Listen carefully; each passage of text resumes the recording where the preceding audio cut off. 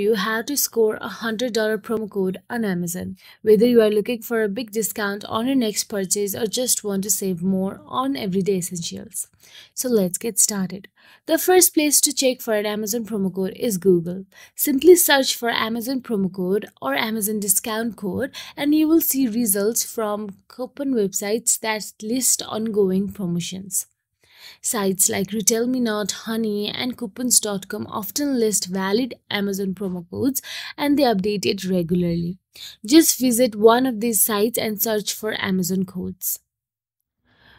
Once you search for it and once you find the code according to your preferences, all you have to do is tap on it and copy it and head to your Amazon account.